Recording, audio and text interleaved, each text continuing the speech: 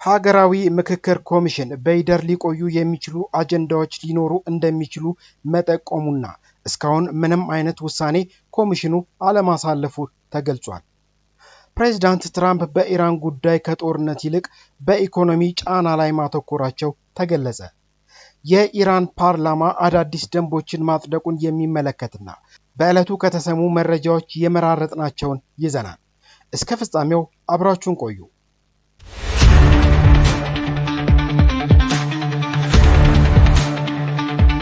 ሀገራዊ ምክክር ኮሚሽን በይደር ሊቆይ የሚችል አጀንዳ ሊኖሩ እንደሚችሉ ጠቆመ። ቢቻል በአብዛኞቹ ላይ ወይም ቢቻል በሁሉም አሊያም የተወሰኑት ሊያድሩ ይችላሉ ሲሉ ኮሚሽነሩ ጠቀሱ።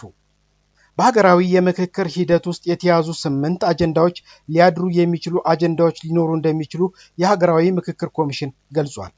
ኮሚሽኑ በተወሰኑ አጀንዳዎች ላይ በእርግጠኝነት ጥሩ ምክረ ሐሳብ ይዘን እንቀርባለን የሚል ተስፋ አለን ያለ ሲሆን የሚቻል ከሆነ በአብዛኞቹ አጀንዳዎች ላይ ወይም ቢቻል በሁሉም አለበለዚያ የተወሰኑት ሊያድሩ ይችላሉ ብሏል። ዋና ኮሚሽነር መስፍን የተወሰኑት ደግሞ በሌላ አፈታት ሊፈቱ ይችላሉ ያሉ ሲሆን ሁሉንም ግን 8ቱንም አጀንዳዎች የግድ ጨርሰን እንወጣለን የሚል አይደለም ሲሉ ተደምጠዋል። ፕሮፌሰር መስፍን አራያ ይህንን ያሉት በዛሬው ዕለት ጋዜጣዊ መግለጫ በሰጡበት ወቅት ሲሆን አሁን ላይ በ8 ዋና ዋና አጀንዳዎች ላይ የምክክር ሂደቱ እየተከናወነ መሆኑን በማንሳት በርካታ ምክረ ሐሳቦች የቀረቡበት መሆኑን ጠቅሰው ሆኖም ግን ሁሉም አጀንዳዎች እኩል ባለመሆናቸው እንዳቀራረባቸውና እንደ ተሳታፊዎቹ ዝግጅት አካሄዳቸው ጊዜ ሊወስድ ወይም ሊለያይ ይችላል ብለዋል። ባለፈው ሳምንት በ30 ተመካካሪዎች የተጀመረው የጉባኤው ማጠናከር ስራ በዚህ ሳምንት የቀጠለ ሲሆን አንዳንድ የስራ ቡድኖች አጠናቀው ሲጨርሱ ሌሎች ደግሞ ዛሬ ከሰዓትና በነገው ዕለት ያጠናቅቃሉ ተብሎም ይጠበቃል። ኮሚሽኑ ውይይት ከተጀመረ የሚቀጥል እንደሆነም ጠቁመዋል። አንዳንዶች አጀንዳዎች ጊዜ የሚፈጁ ተጨማሪ ውይይቶችን የሚሹ አልፎም ወደ ተከታዩ ትውልድ ሊሻገሩ የሚችሉ መሆናቸውን የጠቆሙት ዋና ኮሚሽነር የምክክር ባህሪም ሂደትን ማስጀመር እንጂ በአንድ ጊዜና በጥድፊያ የሚቋጭ አለመሆኑን አንስተዋል። በሂደቱ ላይ ስለሚመጡ ስጋቶችና አልፎ አልፎ ስለሚነሱ ድምጾች ማብራሪያ የሰጡት ኮሚሽነሩ ከ4000 በላይ ተመካካሪዎች ባሉበት መድረክ ላይ ልዩነቶችና ጎላ ያሉ ድምጾች መሰማታቸው የሚጠበቅ እንደሆነ ገልጸዋል። ይህ አይነቱ ገጽታ የምክክሩን ሂደት እንደተዳከመ ወይም ውጤቱ አያምርም የሚያስብል አይደለም ብለዋል። ይህንን ያሉት ከመገናኛ ብዙሃን ተመካካሪዎች የምክክሩ ሂደት በጫና ምክንያት ላይሳካ ይችላል የሚሉ ድምጾች እየተሰሙ ነው የሚለውን ጥያቄ ተከትሎ በሰጡት ምላሽ ነው።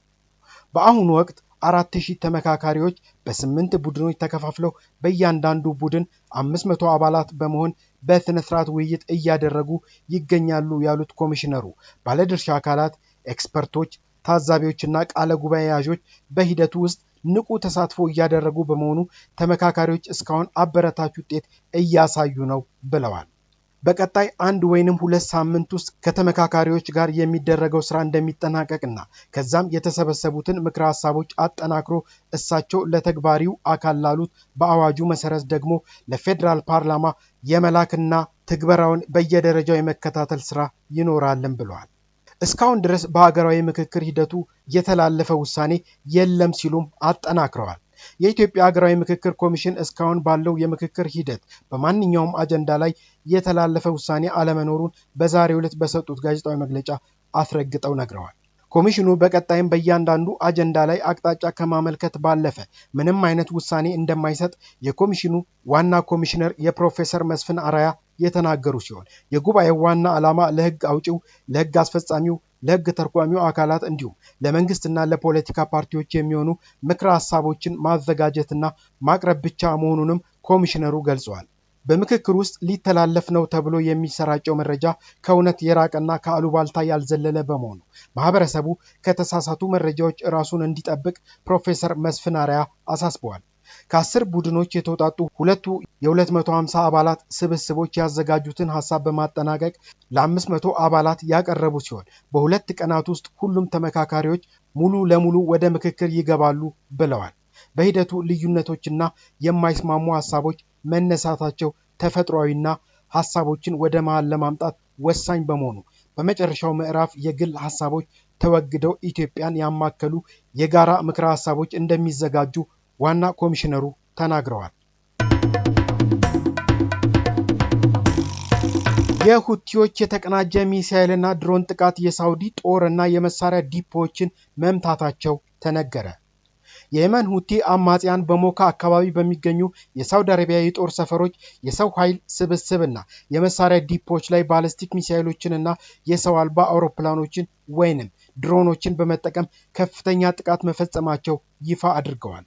ቡድኑ ይፋ ባደረገው ተንቀሳቃሽ ምስልና መግለጫ ጥቃቱ የታለመባቸውን ቦታዎች በትክክል መምታቱንና በሳውዲ መኮንኖች እንዲሁም በጦር መሳሪያ ግምጃ ቤቶች ላይ ከፍተኛ ጉዳት ማድረሱን ገልጿል። ይሁን እንጂ በየመን የመንግስት ኃይሎች በኩል የተሰጠ መግለጫ በጥቃቱ የነዋሪዎች መኖሪያና የወደብ አካባቢዎች በመመታታቸው የወታደሮችና የሲቪሎች ሕይወት ማለፉንና በርካቶች መቁሰላቸውን አስታውቋል። ይህ ቀጠናውን እንደገና ወደ ከፋ ግጭት ያመራል የሚል ስጋት የፈጠረ ድርጊት ስትራቴጂካዊ በሆነውና ለዓለም አቀፍ የባህር ትራንስፖርት ወሳኝ በሆነው የባብል አል መንደብ አቅራቢያ የሚገኝ በመሆኑ ቀጠናዊ ውጥረቱን አባብሶታል ይላል መረጃው። አሁንም ከመካከለኛው ምስራቅ ጋር የተያያዘ መረጃ ይዘናል። የኢራን ፓርላማ አዳዲስ ደንቦችን ማጽደቁ ታውቋል። የኢራን ፓርላማ በሆርሙዝ የባህር መተላለፊያና በፋርስ ባህረ ሰላጤ ዙሪያ አዳዲስ የደህንነትና የመርከብ ጉዞ ህጎችን ለማውጣት የተዘጋጀውን ስትራቴጂካዊ እቅድ በአንድ ድምፅ አጸደቀ። ከኦማን ጋር በመተባበር አዲስ የጊዜያዊ መርከብ መተላለፊያ መስመር እየተዘጋጀ ሲሆን ወደፊትም ቋሚ ሊሆን እንደሚችል ተነግሯል። የኢራን ስትራቴጂክ ምክር ቤት ሊቀመንበር ሳዴቅ አሞሊ ላርጃኒ በበኩላቸው ከሆርሙዝ ፈጽሞ ወደ ኋላ አንልም፣ የባህር መተላለፊያውም ከዚህ በኋላ ወደ ቀድሞ ሁኔታው አይመለስም ሲሉም አስጠንቅቀዋል። አዲሱ መተላለፊያ ሰኔ ወር በተደረሰው ስምምነት ላይ የተመሰረተ ቢሆንም በውሃ መንገዱ ላይ ያለው ሙሉ ሉዓላዊነት የኢራን ሆኖ እንደሚቀጥል ቴህራን አጽንኦት ሰጥታለች። ፕሬዚዳንት ትራምፕ በኢራን ጉዳይ ከጦርነት ይልቅ በኢኮኖሚ ጫና ላይ ማተኮራቸው ተገለጸ። የአሜሪካው ፕሬዚዳንት ዶናልድ ትራምፕ ዋሽንግተን ኢራንን ወደ ስምምነት ለማምጣት ከአዲስ ወታደራዊ ጥቃቶች ይልቅ በኢኮኖሚ ጫና ላይ ማተኮሯ ተናግረዋል።